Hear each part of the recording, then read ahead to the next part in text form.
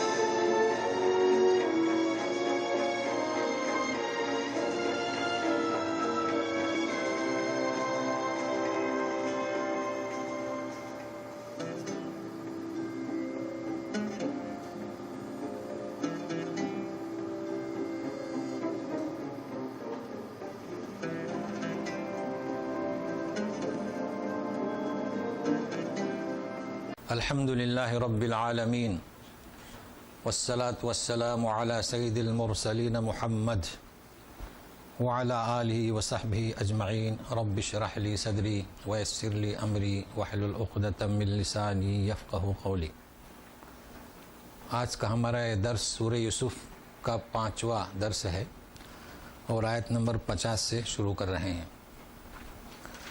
اعوذ باللہ من الشیطان الرجیم. بسم اللہ الرحمن الرحیم. وقال الملك ائتوني به فلما جاءه الرسول قال ارجع إلى ربك فاسأله ما بال النسوة اللاتي قطعن أيديهن إن ربي بكيدهن عليم.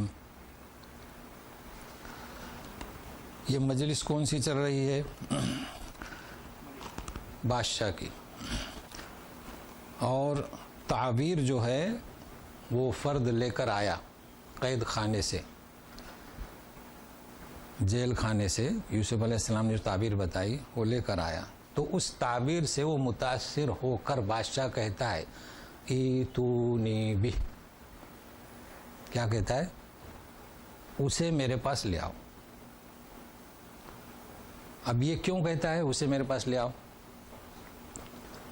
اس لیے کہ سرداروں سے، اس کے ساتھ درباریوں سے اسے پتہ چلا کہ یہ تعبیر دینے والا کوئی اور شخص ہے، یہ نہیں، یہ تو لے کر آیا تعبیر. لہٰذا جب یہ جیل خانے میں ہے تو اس سے متاثر ہوا کہ ایسا فرد، اور اپنا آرڈر پوچھا بھی نہیں، تعبیر بھی مناسبت سے کہ 7 موٹی گائیں، دبلی گائیں، بالیاں، تو کہا کہ اسے لے آؤ. تو کیا کہا؟ ایتونی بہ. اب ذرا گرامر میں یہاں جو آپ کو میں نے قاعدہ بتایا نا، بظاہر اس کی مخالفت معلوم ہو رہی ہے، لیکن یہ مخالفت نہیں اصل میں. اس لیے کہ آپ دیکھیں گے الف، حمزہ اور تا پر پیش ہے، تو کیا ہونا چاہیے؟ اوتونی. لیکن میں کیا پڑھ رہا ہوں؟ ایتونی. اس کی وجہ یہ ہے کہ ضمہ اصلی نہیں. تو جب کوئی حرکت اصلی نہیں ہوتی تو عمل کس کا ہوگا قواعد میں؟ اصلی کا. اصل میں تھا اتا یاتی. دیکھو تا پر کیا ہے؟ زیر ہے. تو قاعدہ ہے کہ ای تو، بی تو، جی تو، ای او سے او، تو ہو گیا تو. اب جب تو ہو گیا پھر 2 حمزے ہو گئے تو پہلے کو یا سے بدلی کر دو، تو ای تو نی. اور جب ملائیں گے تو وقال الملک ائتونی. چونکہ 3-4 دفعے ایتونی آ رہا ہے، اس لیے اس قاعدے کو ذہن میں رکھیے. اسے میرے پاس لے آؤ. اب قصہ مختصر، وہ چلے گئے. ظاہر بات ہے شاہی آرڈر تو ایک تو تانگا ان کے لیے اور ایک انہیں لینے کے لیے اور شاہی کپڑے جوڑے تاکہ جیل سے آئے تو غسل وغیرہ کر کے اچھے عمدہ لباس میں آئے. اس طریقے سے گئے اور دنیا دیکھ رہی ہے. چلے گئے. جب گئے فلما جاءہ الرسول، قاصد پہنچا اور کہا کہ آپ کی تعبیر بتانے کے بعد بادشاہ صاحب متاثر ہوئے، آپ کو بلا رہے ہیں. کیا کہتے ہیں؟ ارجع الی ربک، لوٹ جاؤ تمہارے رب کے پاس. کون سا رب؟ عزیز مصر نہیں، ملک، بادشاہ، فرعون نہیں، بادشاہ. چونکہ وہاں کا دستور تھا کہ اپنے آقا کو بادشاہ کو رب کہتے تھے. اب یہ جو فرمائے کہ ارجع، اس میں کیا ہے؟ یوسف علیہ السلام کے ساتھ صبر کی صفت اعلیٰ درجے پر درخشاں ہے. اگر کوئی دوسرا ہوتا نا، بادشاہ بلا رہے ہیں چلیے، پھر شکایت کریں گے بادشاہ صاحب میرے ساتھ یہ ہوا، میرے ساتھ وہ ہوا. نہیں، اعلیٰ طور پر صفت ان کے اندر پائی جاتی ہے. کہا کہ ارجع. کتنے سال ہوئے جیل میں؟ 7 سال. صبر. اچھا، اس کے ساتھ ساتھ دوراندیشی کی صفت بھی اعلیٰ و عرفہ ہے. دوراندیشی کیا؟ کہ مجھے بلا رہے ہیں مگر جانا مناسب نہیں سمجھا. کیوں؟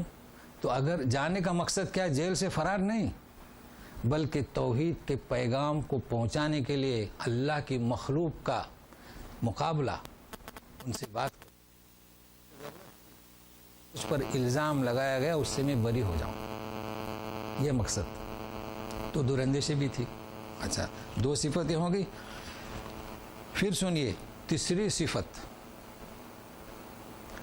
فَاسْأَلْهُ مَا بَالُ النِّسْوَةِ اللَّاتِي قَطَّعْنَ أَيْدِيَهُنَّ. اللہ اللہ، عفو درگزر کی، عفو درگزر، چشم پوشی، معاف کرنا ہے. کیسی صفت ہے؟ یہ بھی صفت اعلیٰ و عرفہ. عزیز مصر ان کے محسن تھے. امراۃ العزیز اپنے محسن کی بیوی تھی. ان کے ظلم، ان کا جو، کیونکہ انہی دونوں کے ظلم کی پاداش میں یہ قید خانے میں ہیں، مگر ایک لفظ نہیں لیا ان کا. کیا کہا؟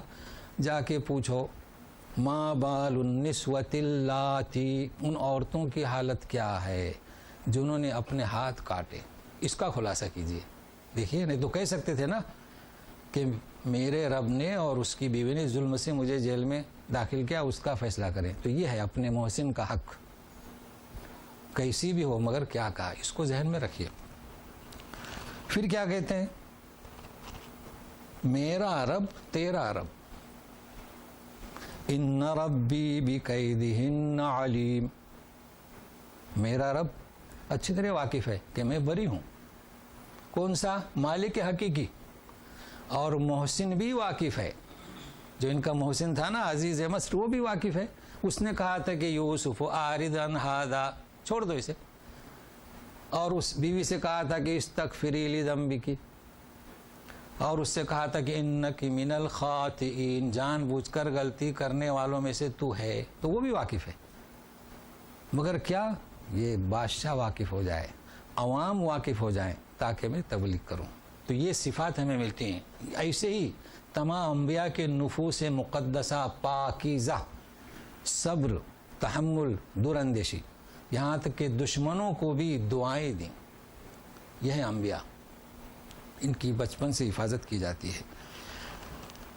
اب دوسری مجلس شروع ہوتی ہے، یعنی وہ یہ پیغام لے کر آیا کہ انہوں نے تو یوں کہا کہ ما بال النسوۃ اللاتی. اب بادشاہ چونک گیا، یہ کیا قصہ ہے؟ اب قصہ مختصر احسن پیرائے میں پیش کیا جا رہا ہے نا. تو بادشاہ پریشان ہوا.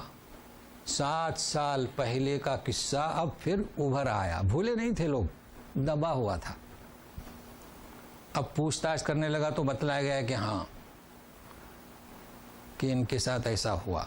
پورا قصہ. بھائی وہ تو قصہ ایک کوٹھی میں تھا، گاؤں بھر پھیل گیا جب یوسف کو پھسلانے کی کوشش کی. اور پھر تو چند عورتوں کے مجموعے میں یہ ہاتھ کٹے تھے. اب وہ عورتیں کہاں ہیں، ان کے ایڈریس، ان کے پتے سب اس نے تیار کر لیا اور انہیں بلایا.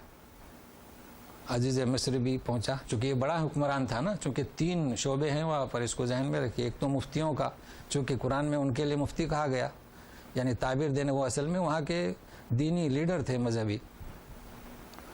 تو سارے آئے اور وہ بھی آئے، مفتیان بھی آئے کہ یہ کون شخص ہے۔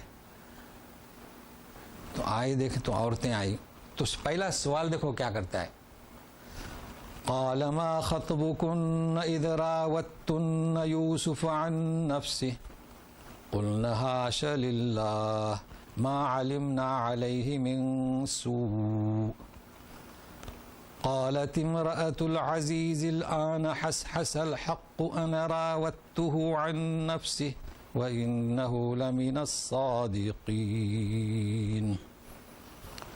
ذلك ليعلم أني لم أخنه بالغيب وأن الله لا يهدي كيد الخائنين وما أبرئ نفسي إن النفس لأمارة بالسوء إلا ما رحم ربي إن ربي غفور رحيم۔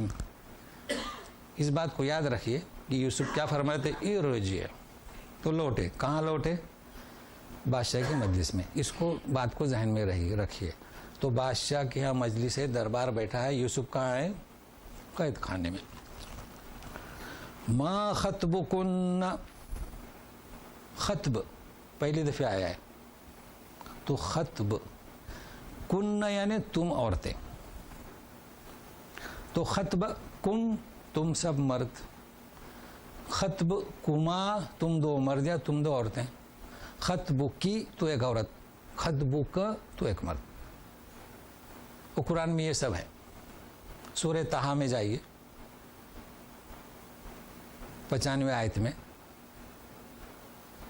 موسیٰ علیہ السلام جب کوہ طور سے اترے تو ہارون نے بتایا یہاں تو لوگ شرک میں مبتلا ہو گئے،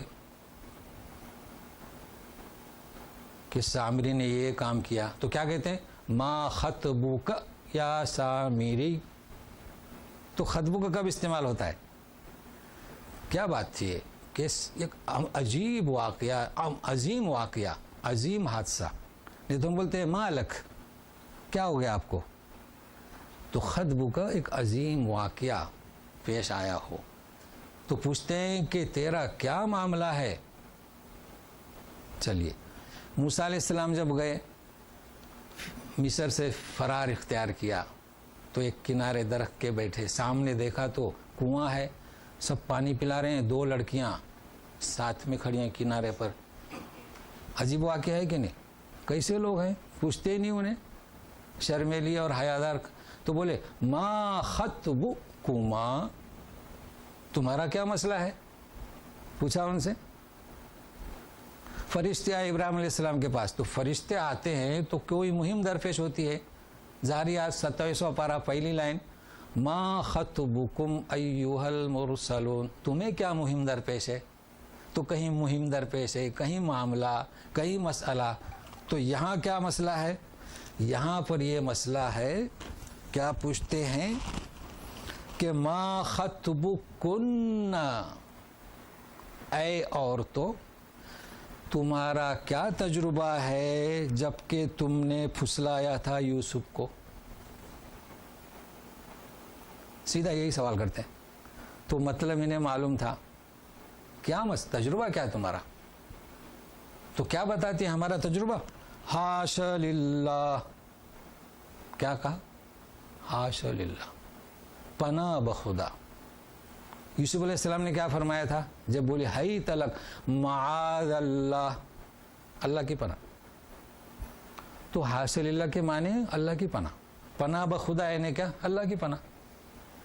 تو معاذ اللہ کے معنی اللہ کی پناہ، حاش للہ کے معنی اللہ کی پناہ، لیکن دونوں میں فرق ہے۔ کیا فرق ہے؟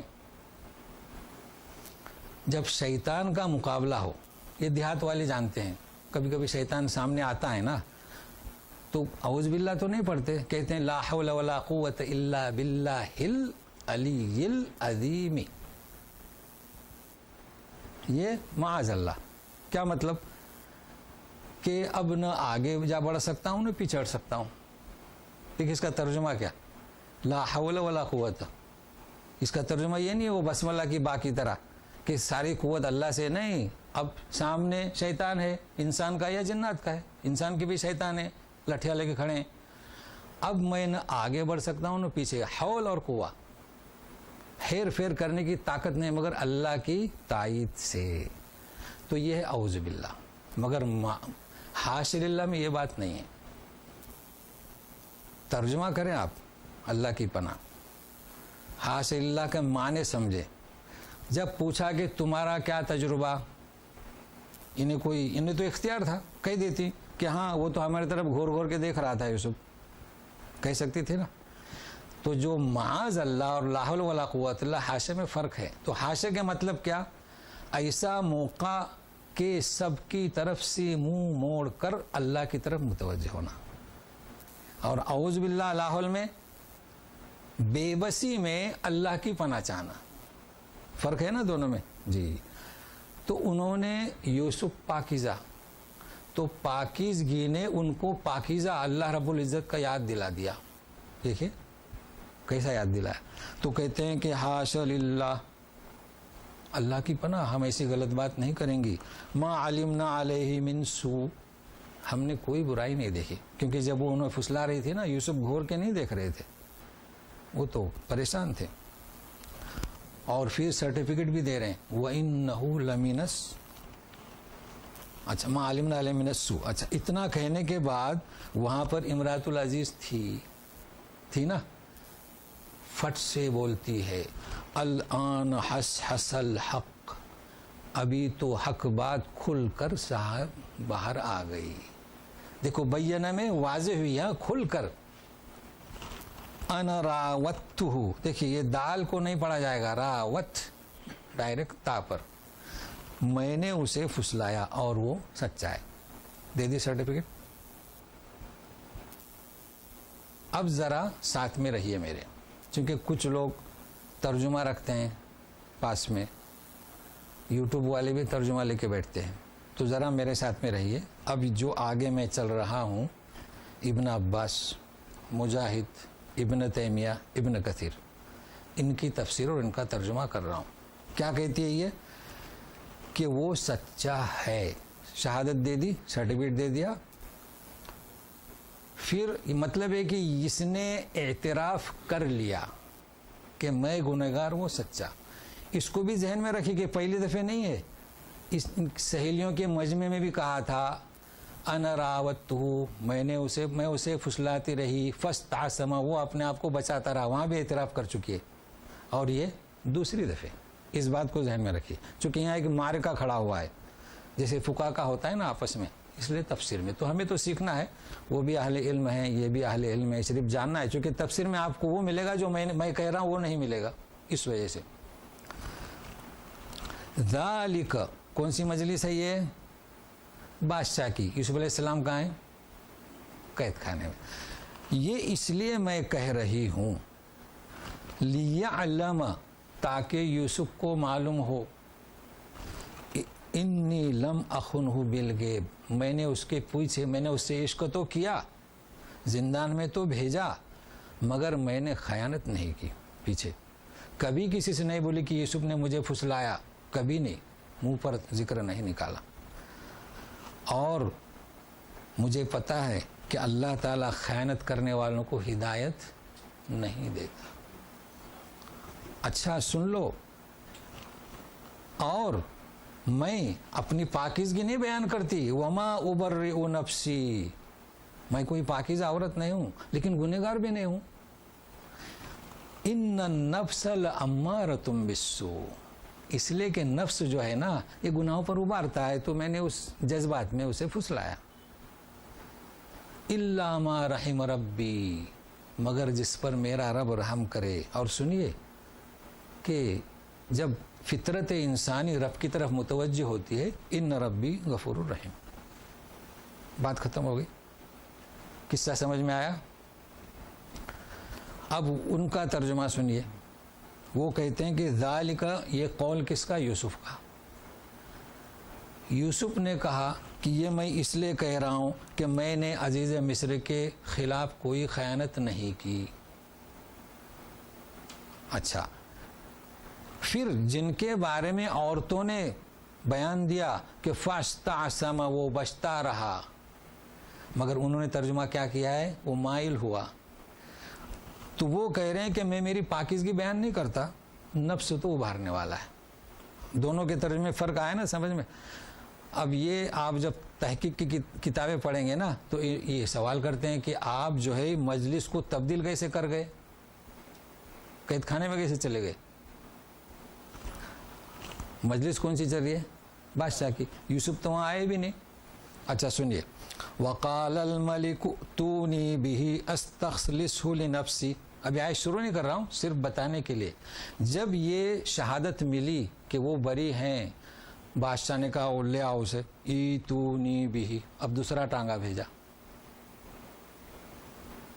تو ان کا یہ کہنا ہے کہ یوسف تو مجلس میں تھے نہیں، بعد میں انہوں نے دوسرا ٹانگا بھیجا اور انہیں لے آئے. تو بہرحال وہ یہ دونوں کی تفسیر میں اختلاف ملے گا، لیکن سوال یہ نہیں ہے. دیکھیے اختلاف ہے، یہ کوئی بری بات نہیں، مگر ایک دوسرے کو کہنا، آپ پڑھیں گے تو لکھا ہے کہ ان لوگوں کو عجب خلش پیدا ہو گئی کہ انہوں نے اسے جو ہے زلیخا کا قول قرار دیا، زلیخا امرأۃ العزیز کا. تو بولے جو عورت یوں کہہ سکتی ہے کہ ہی تلک، اس کے ناپاک زبان سے یہ پاکیزہ کلمے کیسے ادا ہو سکتے ہیں؟ دیکھ رہے نا اکھاڑا کیسا ہے. انہوں نے جواب دیا کہ حضور ان الحسنات یذہبن السیئات، جب انسان نیکیاں کرے تو گناہ دھل جاتے ہیں. جب کوئی توبہ کرے، زمین و حدیث قدسی زمین و آسمان بھر کر گناہ لے کر آئے، لیکن کلمہ جب توحید کا ہو تو گناہ دھل جاتے ہیں. لہٰذا آپ اس امرأۃ العزیز کے اگر وہ فطرت اس کی اگر لوٹ آئے تو آپ کو کیا خلیش ہے؟ بہرحال یہ بڑا لمبا چوڑا، لیکن میں نے صرف اس لیے کہا کہ اکثر یہ ترجمہ آپ کو کون سا ملے گا؟ دوسرا، اس لیے میں نے واضح کیا. تو بہرحال جو بھی ترجمہ ہو. اب ہم عود کرتے ہیں، سنیے. وما ابرئ نفسی، کیا کہتی وہ؟ میں اپنی پاکیزگی بیان نہیں کرتی ہے. یوسف کہتے ان النفس لامارۃ بالسوء. کیا مطلب امارۃ بالسوء؟ تو امارہ حکم دینا، کیونکہ قرآن شریف میں نفس جو ہے نا وہ 3 ہیں. امارۃ بالسوء، لا اقسم بیوم القیامہ ولا اقسم بالنفس اللوامہ ہے. تو قسم کھاتا ہوں نفس لوامہ کی. پھر فجر میں یا ایتھا النفس المطمئنہ ارجعی الی ربک راضیۃ مرضیہ فادخلی فی جنتی وادخلی فی عبادی. 3 نفس ہیں. تو نفس امارہ کیسے کہیں گے؟ نفس امارہ شہوت اور غضب کا مجموعہ. تو جس کے دل میں یہ 2 مجموعے برائیاں جمع ہو جائیں وہ کیا کرے گا؟ یہی کہے گا کہ ہے تلک. ٹھیک ہے. اچھا، تو گویا کہ وہ ابھارتا ہے نفس برائی کرنے. 2 جمع ہو گئے، لیکن یہ جو برائی ہے، دیکھیے برائی ہے، غضب ہے، شہوت ہے. تو ایک ہے یہ ہے جہالت. جہالت کا مقابل کیا؟ عقل. تو جس میں عقل ہو وہ عقل والا کنٹرول کرتا ہے جہالت پر. اچھا، یہ برائی پر عمل کرنا ظلم کہا یوسف نے، من الظالمین. تو ظلم کا مقابل کیا؟ عدل، یا عدل کا مقابل ظلم. تو اس نفس امارہ کو کنٹرول کرنا ہو تو یعقلون، تعقلون اور عدل. اب جب عقل اور عدل کی صفت جمع ہوگی تو وہ آپ کو آگاہ کریں گے، منبہ کریں گے، خبردار کریں گے، نہیں یہ فعل کیا ہے؟ صحیح نہیں. تو اس کو کہیں گے یہ ملامت کرے گا. تو ملامت کب کرے گا؟ اگر 2 ہی مجمع ہیں وہ تو ابھارے گا، اور جب عدل اور عقل کا صفات ہوں تو وہ ملامت کرے گا. تو بالنفس اللوامہ اور مطمئنہ. جب اللہ تعالیٰ کی جلالت، اس کی عظمت، اس کی برتری سایہ فگن ہو، اس کے دل پر چھائی ہوئی ہو تو یہ مطمئنہ کو کیسے چھائے گی؟ دنیا میں کیسے ہی احوال ہوں، خوشحال ہوں، بدحال ہوں، رضا بالقدر اور زدنی من فضلک. تو یہ ہے سایہ فگن. تو یہ ہے نفس، النفس الامارہ لوامہ اور مطمئنہ. ہمارے یہاں کہتے ہیں جان. نفس تو کہتے نہیں ہم کہتے ہیں جان. کہتے ہیں نا بھائی جان، تو اب وہ جان والے کیسے سمجھے نفس؟ تو جان کسے کہتے، نفس کسے کہتے؟ چلیے جان تو ہمارے یہاں اس میں کوئی مر گیا تو بولتے جان چلی گئی، تو روح کسے کہتے ہیں؟ یہ سب سمجھنا ہوگا ہمیں کہ روح کیا ہے، نفس کیا ہے، جان کیا ہے۔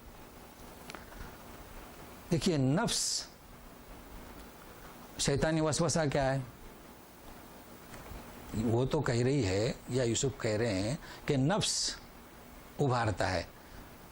ہم تو پڑھتے ہیں الذی یوسوس فی صدور الناس، شیطان وسوسے دیتا ہے۔ تو آپ کو معلوم ہونا چاہیے شیطانی وسوسہ اور نفس سے ہمارا دو علیحدہ چیزیں ہیں۔ شیطان وسوسے ڈالتا ہے خارج سے، اور آپ کے داخل سے نفس ابھارتا ہے، جذبہ دیتا ہے۔ تو فرق ہوا نا۔ تو اگر آپ عدل و انصاف سے کام لیں، عظمت جلال کی سائے فگن ہو، تو وسوسہ باہر سے ہی جائے گا، ہٹ جائے گا۔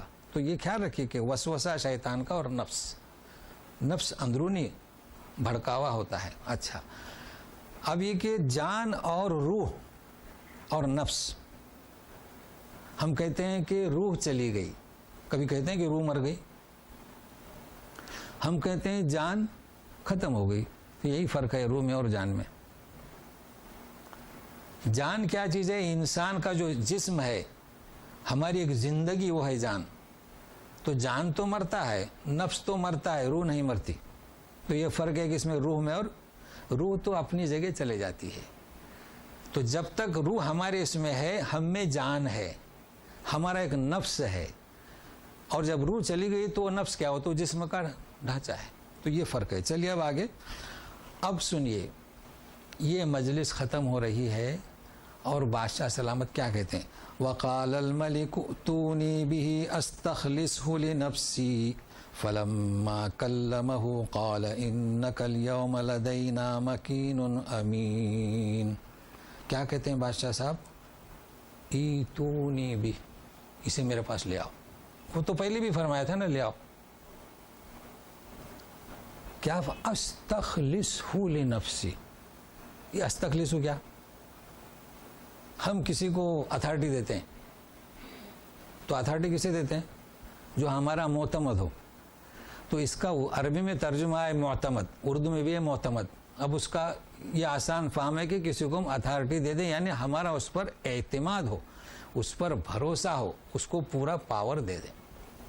یہ کہا کہ اسے لے آؤ، پہلے کہا تھا کہ لے آؤ، اب کہا کہ میں اسے لنفسی، میرا پورا معتمد اسے بنا دوں گا۔ معتمد یعنی کیا؟ میرے سارے کام اس سے کرواؤں گا۔ ایسا کیوں کہا؟ اس لیے کہ ان کے مفتیوں نے کہا تھا کہ پریشان کن خواب، ٹھیک ہے؟ اس نے خواب کی تعبیر دے دی، 7 اور 7 مطابقت کھائی گایوں سے، پھر 15ویں سال کی بھی بات بتا دی، بتائی کہ نہیں؟ حالانکہ خواب میں تھی، وہ نہیں تھی۔ تو گئے کہ تدبیر بھی بتائی۔ اچھا، تدبیر بھی بتائی، پھر اس سے کہا گیا کہ تم آ جاؤ، تو ٹھکرا دیا، کہا کہ نہیں۔ تو کتنا شریف آدمی، کتنا دراندیش آدمی ہے یہ، اس نے بغیر ملاقات کیے غائبانہ سے ہی سمجھ گیا۔ تو ابھی سے فیصلہ دے دیا کہ اسے میرے پاس لے آؤ، میں اسے اپنا کیا بناؤں؟ معتمد بناؤں، وزیر بنا دوں، نائب بنا دوں۔ اب دیکھیے مختصر، یہ تانگے والے گئے، وہ آئے شاہی ڈریس میں، پوری دنیا روڈوں پر دیکھ رہی ہے، استقبال کر رہی ہے کہ کون شخص آ رہا ہے، شور ہو گیا نا۔ جب آئے، فلما کلمہ، جو بھی وہاں کے سلام تو بات کی، تو کہا کہ یوسف انک الیوم، آج تم میرے پاس مکین امین، کیا ہو میرے پاس؟ مکین اور امین۔ اللہ مکین کیا ہوتا ہے؟ یہ وہ مکین نہیں کہ گھر کے مکین، استعمال ہوتا ہے کہ مکان اور مکین، یہ نہیں۔ ہاں، یہ کون سے مکین؟ جبریل امین کے بارے میں، انہ لقول رسول کریم ذی قوت عند ذی العرش مکین، ہے نا سورہ تکویر میں، کہ جبریل امین اللہ کے پاس کیا رہتے ہیں؟ نہیں، ان کا ایک مقام ہے، ان کا ایک عہدہ ہے، ان کا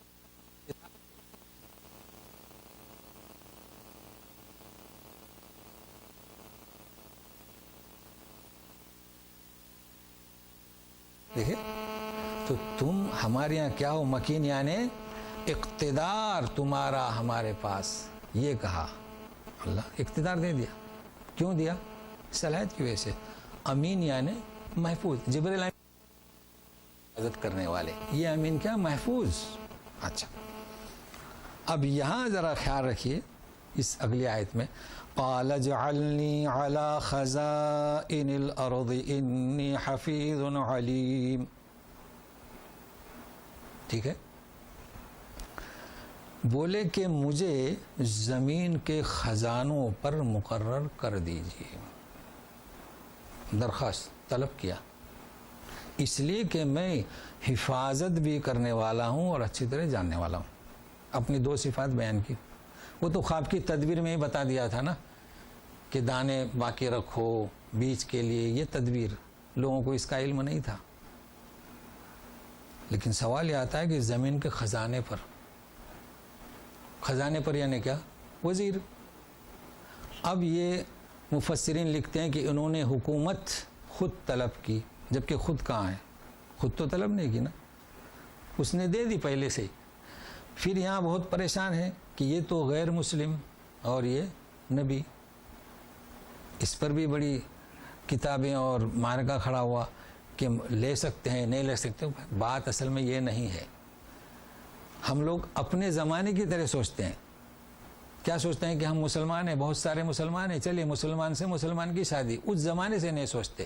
جبکہ اس زمانے میں کیا تھا، نبی جب آتا تھا تو کوئی ہوتا تھا مسلمان؟ نبی کریم صلی اللہ علیہ وسلم کی بیٹیاں کس کے ساتھ؟ عتبہ ابو جہل کے 2 بیٹوں سے منگنی ہوئی تھی. تو ہم یہ سوچیں تو لہٰذا وہاں مسلم غیر مسلم کا سوال نہیں آتا. اس نے دے دیا.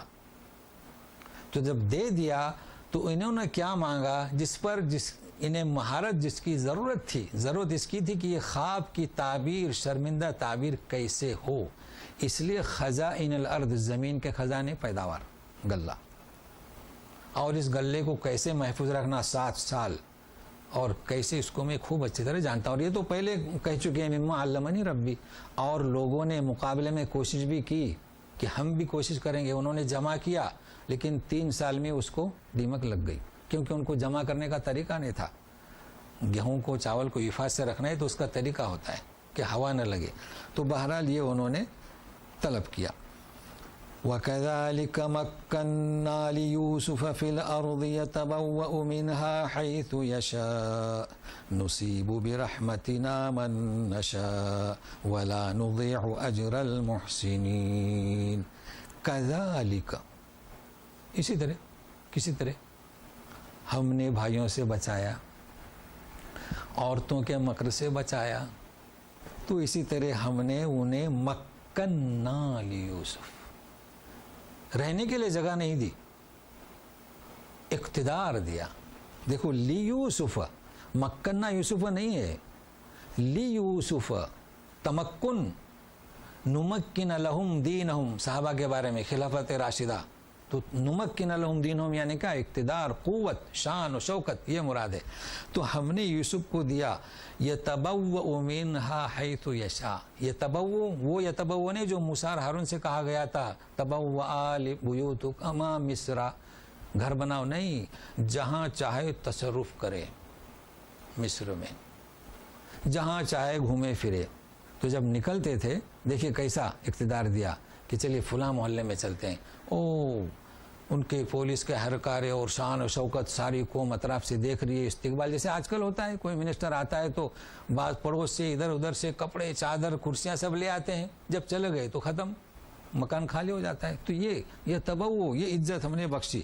مگر ہے کیا؟ نصیب برحمتنا من نشاء، یعنی اقتدار دیا، حکومت دی، معتمد ہوئے، وزیر بنے، بلکہ بادشاہی بن گئے. بعد میں انہی کی شاہی چلتی تھی.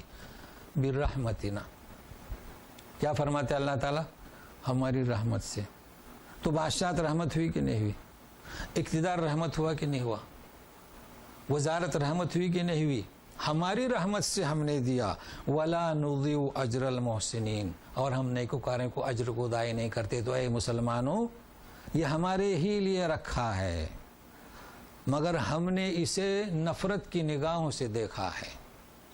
یہ نفرت سے دیکھنے کی چیز نہیں ہے، یہ اپنانے کی چیز ہے، مگر طریقے سے، اسلوب سے، چونکہ اللہ تعالیٰ نے اسے رحمت قرار دیا، اور نبوت کو بھی جہاں رحمت قرار دیا، نبوت کے ساتھ اسے جمع کیا، اسے رحمت قرار دیا۔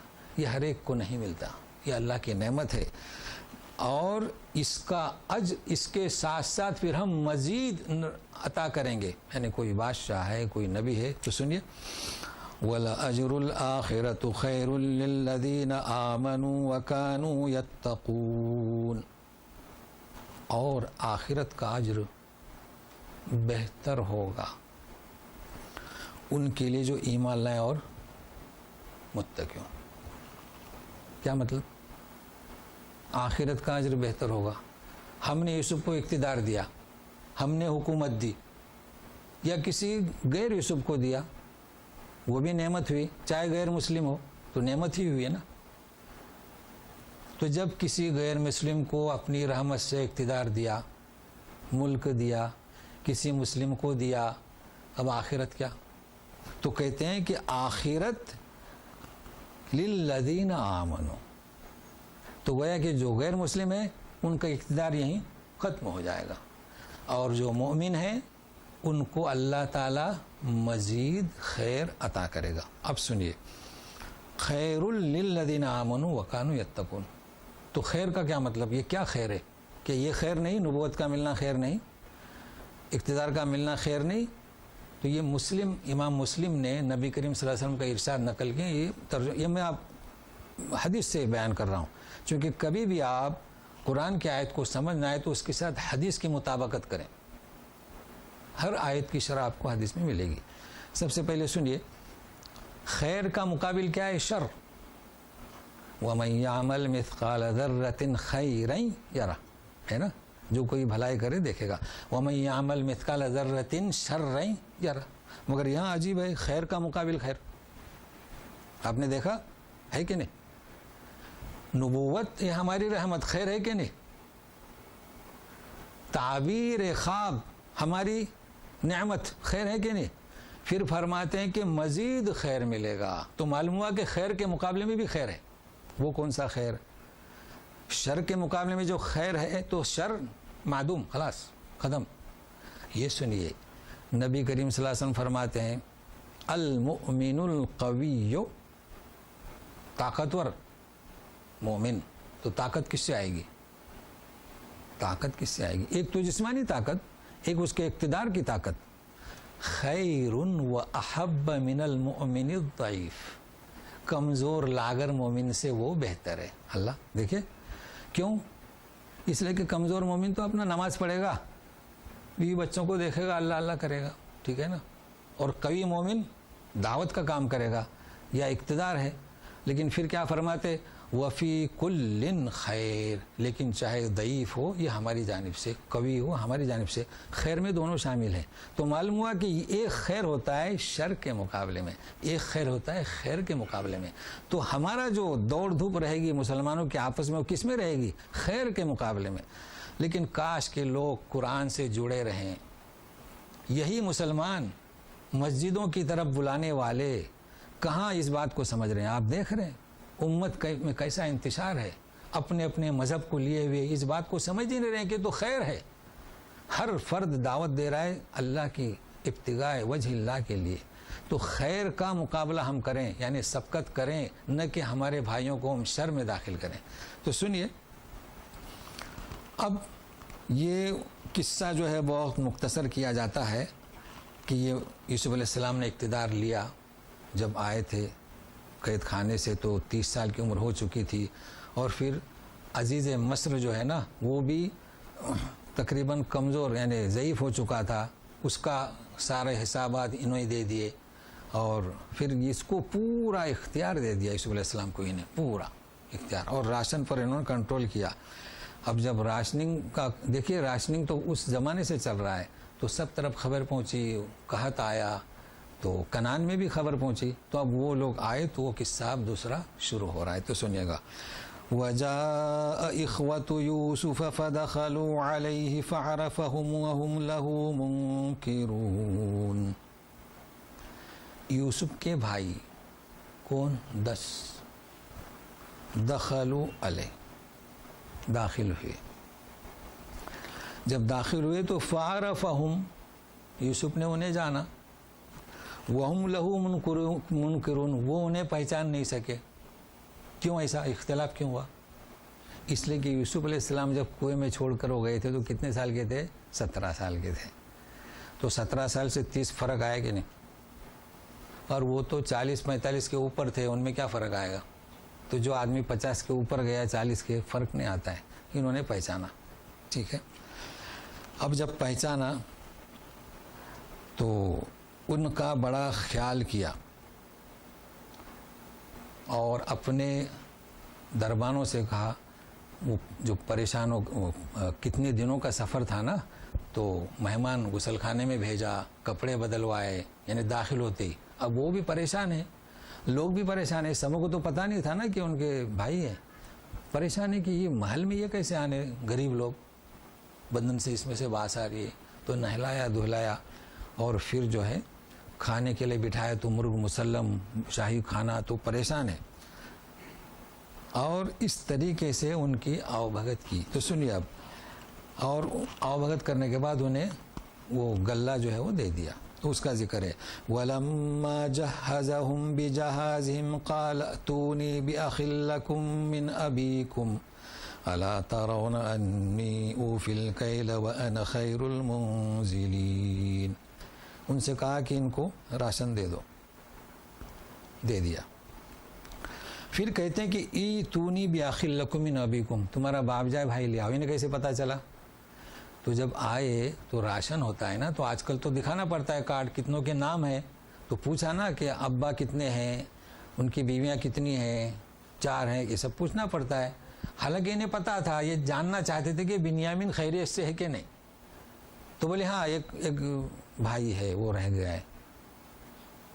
اس طریقے سے تو کیا کہا کہ اب دوسری دفعہ اچھا جہزہم بجہازہم. جہاز کے معنی کیا؟ تیار کرنا. یہاں ہوتا ہے نا ملابس جاہزہ، ریڈی میڈ کپڑے، تو تیار کرنا. تو ان کا سامان تیار کیا. جہازہم، جہاز تو ہم سمجھتے ہیں پانی کا جہاز اور ہوائی جہاز جس میں غلہ رکھا جائے. قال، جب تیار کیا تو کہا کہ تمہارے بھائی کو لے آؤ جو تمہارے باپ سے ہے. الا ترون، دیکھتے نہیں میں پورا کیل یعنی غلہ دیتا ہوں. پورا دیا. وانا خیر المنزلین. منزلین یعنی کیا؟ میں بہترین مہمانی میزبانی کرنے والا ہوں. چونکہ میزبانی بہت اچھی کی، چونکہ بھائی تھے نا. اچھا پھر کہا فَإِن لَّمْ تَأْتُونِي بِهِ فَلَا كَيْلَ لَكُمْ عِندِي وَلَا تَقْرَبُونَ. اگر نہیں لائے اسے میرے پاس،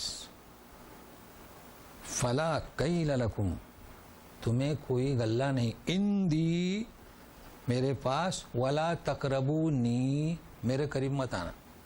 تو یہ تقربونی سنتے ہیں نا، رسم مصحف عثمانی، رسم مصحف عثمانی میں اسی طرح لکھا ہے فلا تقربونی، لیکن ہے کیا؟ نی. لیکن اب نی لکھ نہیں سکتے، لیکن ساروں نے ترجمہ کیا ہے؟ میرے قریب نہیں آنا.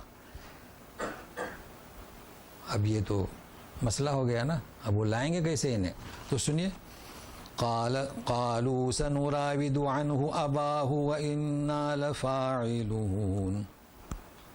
بولے کہ ہم اپنے بابا کو منا لیں گے اور یہ ہم کر کے رہیں گے. وہ کر رہیں گے، کیونکہ ایک دفعہ تو کر کے رہے نا، تو اس دفعہ بھی منا کر رہیں گے. چلیے اب یوسف علیہ السلام کیا کرتے ہیں، اپنے لوگوں سے کیا کہتے ہیں؟ وقال لفتيانه اجعلوا بضاعتهم في رحالهم لعلهم يعرفونها إذا انقلبوا إلى أهلهم لعلهم يرجعون. اپنے جوانوں سے کہا، خادموں سے، کہ ان کی یہ پونجی، بضاع یعنی کیا؟ جو راسل ما پونجی لائے تھے نا، پیسے دیے تھے اور غلہ لے گئے تھے، یہ بھی رحالہم، رحال جانتے ہیں جس میں غلہ رکھا جائے. تو جہاز بھی اور رحال بھی اسی میں ڈال دو، تھیلیوں میں ڈال دو. ٹھیک ہے. کیوں؟ شاید جب وہ پہنچیں گے تو پہچانیں گے کہ یہ تو ہماری پونجی ہے. اذا انقلبوا، جب اپنے گھر لوٹیں گے، لعلہم یرجعون، تاکہ اس امید پر دوبارہ واپس آئیں اور بنیامین کو لے کر آئیں. یہ تدبیر تھی. تو سنیے فلما رجعوا إلى أبيهم قالوا يا أبانا منع منا الكيل فأرسل معنا أخانا نقتل وإنا له لحافظون. اللہ دیکھیں کیا کہہ رہے ہیں. جب لوٹے اپنے بابا کے پاس, اے بابا جی منع منا الکیل, کیا کہتے ہیں, غلہ دینے سے منع کر دیا گیا. اللہ یہ تو کہتی نہیں کہ ہم وہاں گئے, ہماری آؤ بھگت ہوئی, ہمارا استقبال ہوا, ہمیں اچھا کھانا دیا, یہ تو بتایا نہیں. فطرت انسانی سیدھا کیا کہتے ہیں, ہم تو غلہ سے منع کر دیا, ہمارے ساتھ بھیج دو, فارسل مانا اخانا, بنیامین کو بھیج دو تو ہم غلہ لے آئیں گے. اور سنیے بابا, ہم تو اس کی حفاظت کریں گے. پہلے بھی کہا جاتا نا وَإِنَّا لَهُ لَحَافِظُونَ. اوہو اب سنیے. قال هل آمنكم عليه إلا كما أمنتكم على أخيه من قبل فالله خير حافظا وهو أرحم الراحمين. بولے کہ کیا میں تم پر بھروسہ کروں اس پر جیسے کہ بھروسہ کیا تھا تم پر اس کے بھائی کے بارے میں. پہلے بھی اسے کہا تھا فاللہ خیر حافظا, اللہ ہی بہترین حفاظت کرنے والا ہے. وہو ارحم الراحمین, اور وہ بہت ہی رحم کرنے والا ہے. کیا کہتے ہیں ابھی, چونکہ ان پر بھروسہ نہیں. اب یہ اگر غلہ نہ لائیں تو یہ بڑا مسئلہ ہے, تو انہوں نے اللہ کی طرف متوجہ ہونے کے الفاظ کہے. اب سنیے. وَلَمَّا فَتَحُوا مَتَاعَهُمْ وَجَدُوا بِضَاعَتَهُمْ رُدَّتْ إِلَيْهِمْ قَالُوا يَا أَبَانَا مَا نَبْغِي هَذِهِ بِضَاعَتُنَا رُدَّتْ إِلَيْنَا وَنَمِيرُ أَهْلَنَا وَنَحْفَظُ أَخَانَا وَنَزْدَادُ كَيْلَ بَعِيرٍ ذَلِكَ كَيْلٌ يَسِيرٌ. جب کھولا سامان تو اپنی پونجی اس میں پائی کے لوٹائی گئی. بولے کہ اے بابا ہمیں کیا چاہیے, ماں نبغی, کیا چاہیے ہمیں, ہذہ بذاتنا, یہ ہمارے پیسے لوٹا دیے گئے. اب تو ایسا کرو, مطلب ہے کہ بھیج دو. نمیر اہلنا, ایک فیملی کا غلہ لائیں گے, ایک آدمی کا یعنی بنیامین کا. ونحفظ اخانا, اور اس کی حفاظت بھی کریں گے. ونزداد کیل بعیر, بعیر یعنی ایک اونٹ کا غلہ زیادہ, کیونکہ یہ کتنے اونٹ لے کر گئے تھے, 10, تو ایک. ذالک کیل یسیر, یہ تو بہت تھوڑا ہے. چلیے کیسی بات کر رہے ہیں, تو ذرا سنیے. ابھی یہ نمیر کیا ہے. نمیر ایک تو نمیر اونٹ کو بھی کہتے ہیں, بعیر کے معنی بھی اونٹ, ابل کے معنی بھی اونٹ, جمل کے معنی بھی اونٹ. افلا ینظرون الی الابل, اس لیے نمیر کا خیال رکھیں. تو ابل کے معنی اونٹ, جیسے مرد, عورت, آدمی, بوڑھا, بچہ, سب اس میں جنس اسے کہتے ہیں. تو اس میں جنس یعنی مطلب کیا کہ ہر ایک کو بولا جائے گا. یہ ہے ابل. پھر اس کے بعد جمل, جمل یعنی نر, اور اس کے مقابل میں ناقہ, ناقہ یعنی اونٹنی. تو وہ ہے کہ جمل یعنی اونٹ اور ناقہ یعنی اونٹنی. اور بعیر ہمارے یہاں بولتے ہیں نا پہلوان, تو بعیر یعنی مضبوط اونٹ. تو غلہ ڈالنے کے لیے لوگ جاتے تھے, وہ مضبوط اونٹ کو لے آتے تھے. تو ہر اونٹ مضبوط نہیں ہوتا ہے, یہ خیال. لیکن نمیر یعنی کیا, تو اس کو سمجھے. دیکھیے نمیر کے معنی اونٹ نہیں, ترجمہ بالکل صحیح ہے ہر کتاب میں کہ ہم ایک فیملی کا غلہ لائیں. تو نمیر اصل میں نون کو ہٹا دیں, نون کو کیا کریں, ہٹا دیں. یہ نمیر کس کا ہے, نزدادو, ہم زیادہ لائیں, نأکلو, ہم کھائیں, نسمعو, ہم سنیں. تو یہ نون کس کا ہے, ہٹا ہوا ہے میر سے. تو میر کیا ہے پتہ ہے, مار یمر مورن, گزرنا. مار ہے نا, گزرتا ہے, مر مرہ مرو, گزرنا. تو یہ خاص ہے کھانا لانے والے کے لیے. تو اس وقت جو کھانا لاتا تھا بادشاہ کے یہاں, ہمارے یہاں کہتے ہیں نا جو فیری والا, دیکھیے لفظ خاص ہے. فیری والا کسے کہیں گے, جو گھر پر آ کر بیچتا ہے کھانے کی چیزیں. تو یہ مار نام تھا, تو اسی سے بنا ہوگا فیری والے. تو مار کے معنی کھانا لانے والا, تو مار کے معنی غلہ لانے والا. تو نون یعنی ہم میرو, غلہ لائیں, اس کا خیال رکھنا. نہیں تو نمیر کے معنی پھر اونٹ کرنے دینا نہیں. تو اتنا واضح ہوا. اب وقت ہے جی، اب یہ کیا کہتے ہیں سنیے. قال لن ارسله معكم حتى تؤتون موثقا من الله لتأتونني به الا ان يحاط بكم فلما آتوه موثقهم قال الله على ما نقول وكيل. بولے کہ ہرگز نہیں بھیجوں گا یہاں تک کہ تم عہد دو اللہ کا کہ تم ضرور لاؤ گے اسے، لتأتوننی بہ یعنی آؤ گے اس کے ساتھ ہے نا، لاؤ گے، الا ان یحاط بکم یا کہ تمہیں گھیر لیا جائے. گھیر لیا جائے کوئی مصیبت آ جائے، ڈاکوؤں نے لوٹ لیا، لیکن یہ نہیں ہو سکتا اگر تم گھیرے گئے تو بنیامین گھیر لیا گیا، لیکن حفاظت کر رہے تھے کپڑوں کی اور اسے بھیڑیا کھایا، ایسا نہیں ہو سکتا. تم سب کی مصیبت اس کی مصیبت، یعنی مضبوط عہد لیا. فلما آتہ موثقاً، اب جب پورا عہد انہوں نے دیا کہ ہم سب مل کے، گویا کہ ہر فرد کی ذمہ داری کہ اس کی حفاظت کرے، یہ نہیں کہنا کہ کپڑے دیکھ رہا تھا. قال اللہ علی ما نقول وکیل، اب کہتے ہیں کہ ہم جو کہہ رہے ہیں اس پر کیا کون شاہد ہے؟ اللہ تبارک و تعالی. اب ایک آیت اور، تاکہ پھر یہ مصر جائیں گے وہ مجلس دوسری ہوگی، اس کو آئندہ شروع کرتے ہیں. وقال یا بنی لا تدخلوا من باب واحد وادخلوا من ابواب متفرقة وما اغني عنكم من الله من شيء ان الحكم الا لله عليه توكلت وعليه فليتوكل المتوكلون. اے میرے بیٹو، ایک دروازے سے داخل نہیں ہونا، علیحدہ علیحدہ دروازے سے داخل ہونا. اور یہ جو تدبیر میں بتا رہا ہوں نا، سن لیجئے، وما اغنی عنکم من اللہ من شیء، یہ جو میری تدبیر ہے کہ ایک ساتھ مت جاؤ حفاظت کے لیے. یہ کیوں؟ تاکہ لوگوں کی نظر نہ لگے. حسد ہے نا، حسد، من شر حاسد اذا حسد، کیونکہ ایک حسد ایک ایسی چیز ہے کہ انسان بے بس ہے. دیکھیں بخار کا علاج ہوتا ہے، زکام کا علاج ہوتا ہے، حسد کا علاج بے بس ہے انسان، اس لیے سورہ فلق اور ناس نازل ہوئے نا. تو یہ حسد ایک ایسی چیز ہے کہ امت کو سب سے زیادہ نقصان حسد، سوائے لا حول ولا قوت الا باللہ اور معاذ اللہ کے اور کوئی علاج نہیں.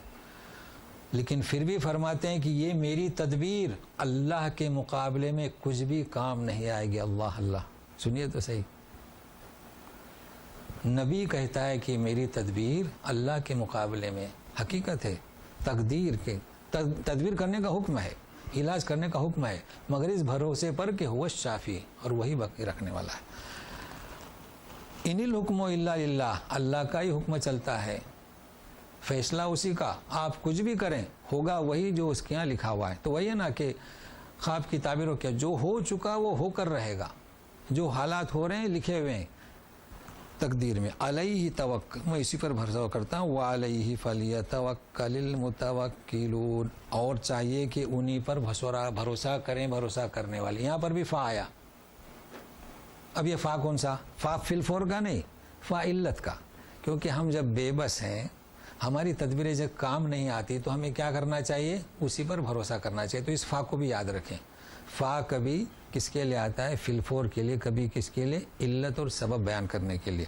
تو اسی پر اکتفا کرتے ہیں اور آئندہ پھر دوسری مجلس شروع ہوگی. وصلی اللہ تعالی علی خیر خلقی محمد و آلہ وصحبہ اجمعین برحمتک یا ارحم الراحمین. اب ہمارے سامنے درس بخاری.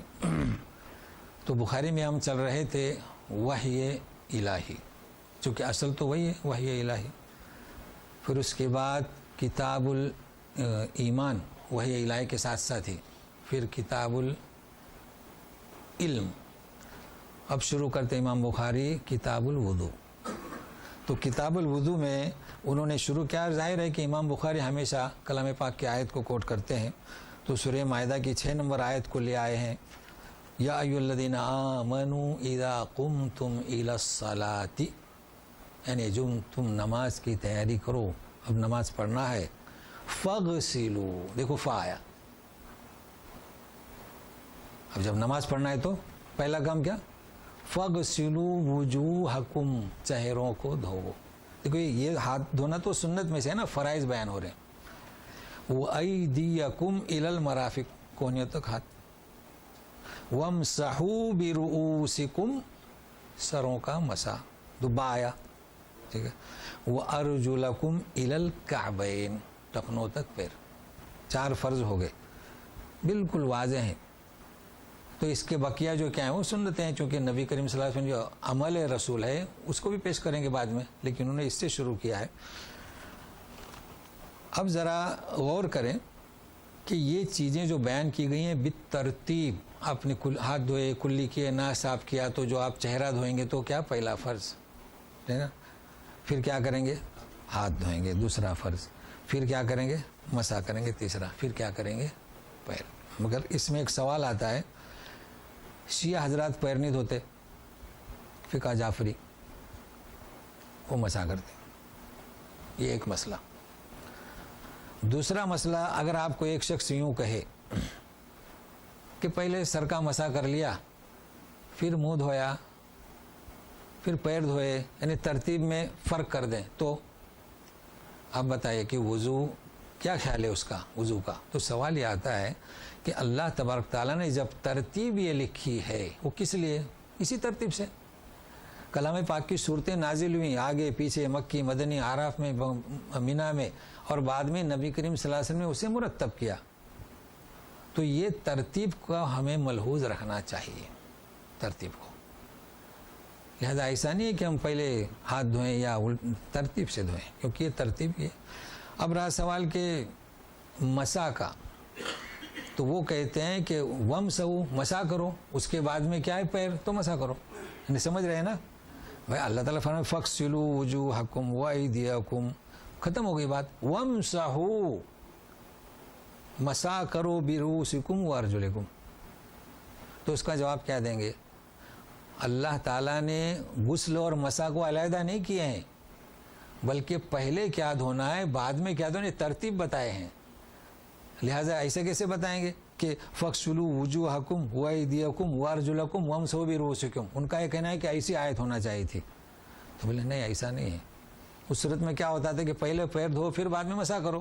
تو سنیے کیا ہے, فَاغْسِلُوا وُجُوهَكُمْ زبر آیا, وَأَيْدِيَ اس پر عطف ہوا تو غسل کے ساتھ ہے, اور پھر کیا ہے وَأَرْجُلَ, تو ارجل زبر آیا تو غسل میں آیا. اگر ارجلی ہوتا تو وَامْسَحُوا کے ساتھ ہوتا, تو وَأَرْجُلَ ہے زبر ہے, تو یہ کس کے ساتھ ہے, فَاغْسِلُوا وُجُوهَكُمْ وَأَيْدِيَكُمْ, اور وَامْسَحُوا بِرُؤُوسِكُمْ زیر ہے. تو یہ فرق ہے.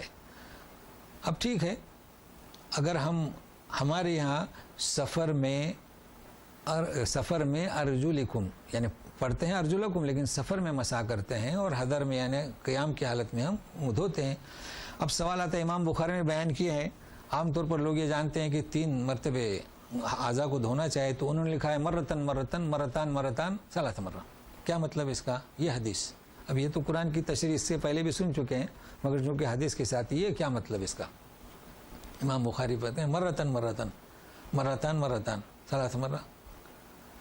تو چونکہ نبی کریم صلی اللہ علیہ وسلم افضل وضو جو ہے انسان 3 دفعے, ٹھیک ہے نا, لیکن اگر پانی کی قلت ہے یا عجلت ہے تو 2 دفعے وضو ہو جائے گا. اصل وضو میں کیا ہے کہ یہاں تک دھل جائے آپ, اور اگر بہت ہی پانی کم ہے تو 1 دفعے میں بھی, تو اس کو ایسا مسئلے پانی لگ جانا چاہے تو کتنی سہولت ہے نا حدیث کے پڑھنے سے. لیکن جان بوجھ کر کمی نہ اور زیادتی نہ کرے, لیکن اب زیادتی وہ جان بوجھ کر نہیں کرتا ہے, لیکن وضو کیا غلطی سے خشک رہ گیا تو وہاں ہاتھ, تو اس کو دھونا نہیں کہا جائے گا, پانی لے اور اس کو پورا کرے, تو اس کو دھونا کہا جائے گا. 3 مرتبہ ہوا. تو اس کا خیال رکھیں. اکثر لوگ سوال کرتے ہیں کہ 3 دفعے میں نے دھویا تو بھی 4تھی دفعے کیسے دھوؤں, تو یہ 4تھی دفعے دھونا نہیں ہوا. اصل میں آپ کی جگہ خشک رہے گی پیچھے, تو اس کو آپ نے پانی لگا دیا, اس کا خیال رکھنا.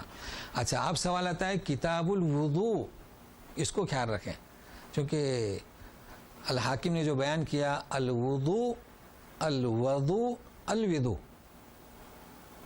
تو وضو یعنی کیا, جو ہم کرتے ہیں نا, جو ایک چیز ہم پاکیزگی حاصل کرتے ہیں اس کا نام وضو, اور جو پانی استعمال کرتے ہیں اس کا نام وضو, اور جس لوٹے میں پانی رکھا جائے گا اس کا نام وضو. اس کو بھی ذہن میں رکھے گا. تو وضو وضو اور وضو. اب یہ کہ یہ تو پہلی حدیث ہے, آئندہ دوسرے سنن اور واجبات وہ سب ترتیب سے بیان ہوں گے, تو اتنا ہی کافی ہے. بس وہ آئے گا نا مسے کا. ابھی تو انہوں نے ایک ہی, چونکہ اب وہ پورا وضو کا بیان چل رہا ہے. اچھا ٹھیک ہے. اب یہ کہ وضو کے ساتھ دوسری حدیثیں ہیں کہ کیا ہے اس کا ذکر, کہ اگر آپ کے پاس پانی نہ ہو, نہیں پہلے آپ کو موزے پر مسے کا. اچھا ہاں, یہ کہہ رہے ہیں کہ پانی ہوتا ہے تو بھی مسح کرتے ہیں, ایسا کہہ رہے ہیں. اصل میں مسح ہم لوگ کب کرتے ہیں میں آپ کو بتاؤں کہ مسح کرنے کی حضر میں, حضر کو آپ کیا یعنی اپنے قیام رہنے کی یعنی گھر میں اور باہر سفر میں. تو سفر کے مقابلہ گھر, آفس, اپنا شہر, آپ سفر میں نہیں گئے ہیں تو 24 گھنٹے کی گنجائش ہے مسح کرنے کی موزوں پر. کتنی؟ 24 گھنٹے کی. اور جب باہر جائیں گے سفر میں تو کتنی؟ 3 دن کی. سمجھ رہے ہیں نا, اس کی گنجائش ہے. تو اگر آپ کیونکہ یہ کہاں اس کا یعنی نعمت محسوس ہوتی ہے, ہم لوگ سردی کے جگہ پر رہ چکے ہیں. آپ جائیے دلی میں جائیے اور بھی آپ کے یہاں سردی ہوگی, کافی ٹھنڈک رہتی ہے کہ لوگ موزہ اتارتے نہیں, اور جو اندر ڈریس پہنتے ہیں انڈر میں وہ گرم وہ بھی نہیں اتارتے. تو اس قسم کی سردی ہوتی ہے. تو شریعت مطہرہ نے سہولت دی کہ آپ ایک دفعہ وضو کر لیں, وضو کرنے کے بعد آپ موزہ پہن لیں اور نیت کر لیں. ٹھیک ہے نا. تو آپ کا جب وضو ساکت ہوگا تو آپ نے موزہ نہیں اتارنا. شرط کیا ہے اس کے لیے؟ موزہ نہیں اتارنا. تو جب آپ وضو کریں گے دوسرا تو سب وضو کریں, جو موزہ نہ اتاریں, اس پر اس طریقے سے ہاتھ پھیر دیں. یہ دیکھو ایسا مسا کیا, جھٹکا, اور یہ پیر ہے اس طریقے سے, بس اتنا کافی. کچھ لوگ یہ اور پورا نہیں, یہ اس طریقے سے, بس یہ طریقہ ہے. یہی طریقہ باہر ہے. آپ سفر میں جا رہے ہیں تو اب سفر میں تو پہلے گھوڑا گاڑی سے ٹانگوں سے سفر ہوتا تھا نا, آج بھی آپ جا رہے ہیں پلین میں جا رہے ہیں تو ظاہر ہے کہ وضو کرنا تو آپ سفر میں بھی کریں تو آپ کو اس کی گنجائش ہے. تو بہرحال موسم کا بھی مسئلہ حل ہو گیا. اب تیمم کا بھی باقی ہے تو اس کو آئندہ رکھتے ہیں. تو اتنا کافی ہے. وصلی اللہ تعالیٰ علی خیر خلق محمد وآلہ وصحبہ اجمعین برحمتک یا ارحم الراحمین. اعوذ باللہ من الشیطان الرجیم. وقال یا بنی لا تدخلوا من باب واحد وادخلوا من ابواب متفرقة وما اغنی عنکم من اللہ من شیء ان الحکم الا للہ علیہ توکلت وعلیہ فلیتوکل المتوکلون. اب انشاءاللہ آئندہ دوسری مجلس یوسف علیہ السلام کی. تو آج زندان بھی ہوا, جیل خانہ بھی اور قید خانہ بھی, اور بھی کچھ رہا تو بتاتے جائیں. چلیے کہیے. جی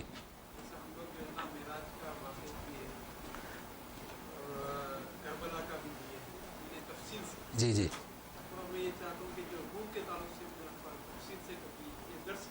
ہاں تو آئے گا. جی جی جی ضرور.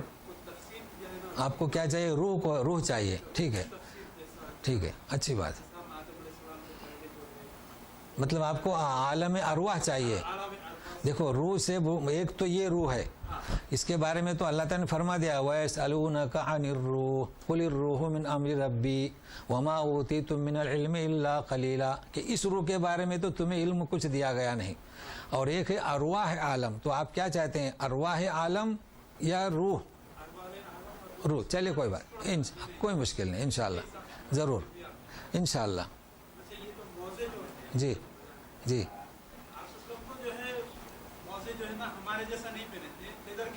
ہاں ہاں. کون لیدر کے جو مجھے پہنے تھے؟ چمڑے کے لیدر پہنے تھے. ہاں ہاں, ان کا کہنا ہے کہ وہ لیدر کے چمڑے کے پہنے تھے. اچھا ہاں. تو ہاں یہ فرق جو ہے نا آپ سنیں, مطلب ان کا کیا کہنا ہے کہ یہاں پر ہم نے دیکھا کہ ہر موزے پہ یہ مسح کرتے ہیں اور ہمارے یہاں کرنے نہیں دیتے. تو آپ کو معلوم ہونا چاہیے کہ یہ جو مذاہب جو بنے ہیں نا 4 مذہب, ان میں یہ شرط رکھی ہے کہ ایسا موزہ پہنے کہ جس سے آپ چل سکیں, یعنی شمیسی تک جائیں وہ موزہ پہن کر تو اس پر مسح کر سکتے ہیں. یہ سارے ائمہ یعنی بلا کسی قید کے, مالکی ہوں, حنبلی ہوں, شافعی ہوں, سب.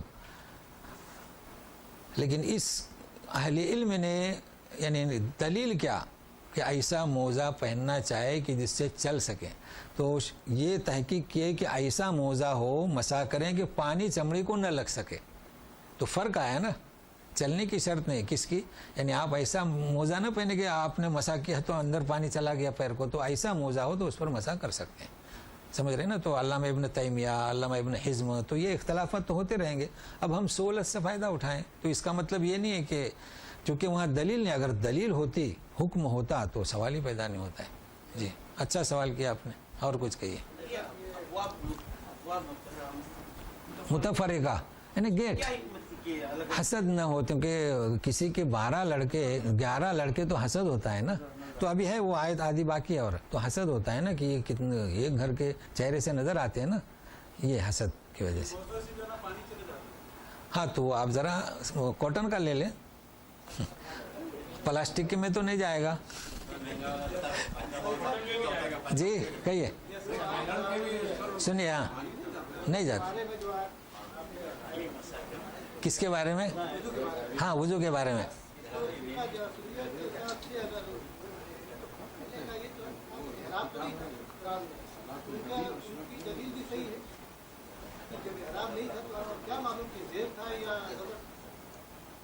نہیں کیا سوال؟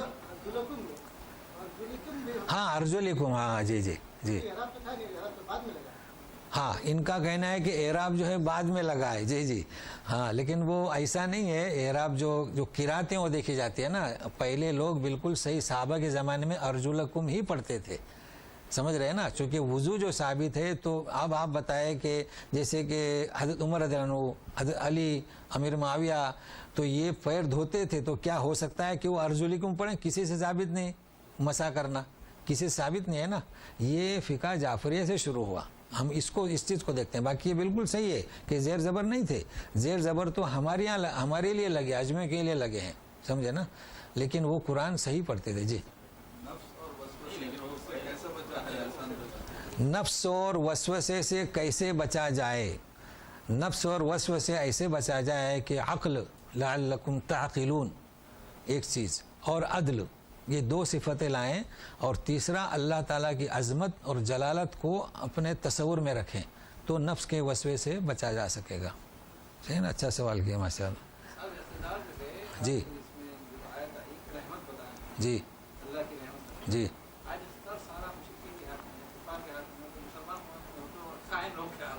ہاں، اصل میں مسلمانوں نے اقتدار سے نفرت شروع کی، وہ تو کہتے ہیں کہ سیاست کی بات کرنا اچھی بات نہیں ہے، مطلب سیاست نااہلوں کے ہاتھ چلے جائے تو اچھی بات ہے، اور آپ بات کریں تو گندی بات ہے۔ یہ اب اس کے لیے ضروری ہے کہ قرآن کو پہنچائیں، امن کو پہنچائیں، لیکن میں یہ نہیں کہہ رہا ہوں کہ سیاست کا جو آئندہ جو طریقہ لگایا، توڑ پھوڑ، یہ ہے ہی نہیں سیاست میں۔ دیکھو رسول اللہ علیہ وسلم کیسے اقتدار پر آئے، کیسے اخلاق سے آئے، یہ ہاں ہاں مشرکین میں کیوں بٹی؟ اچھا دیکھیے مشرکین میں، ہاں یہ تو دیکھیے ابراہیم علیہ السلام کے زمانے میں کون بادشاہ تھے؟ نمرود، تو نمرود بھی کہتے ہیں کہ من عندنا، نمرود کو بھی بادشاہت کس نے دی؟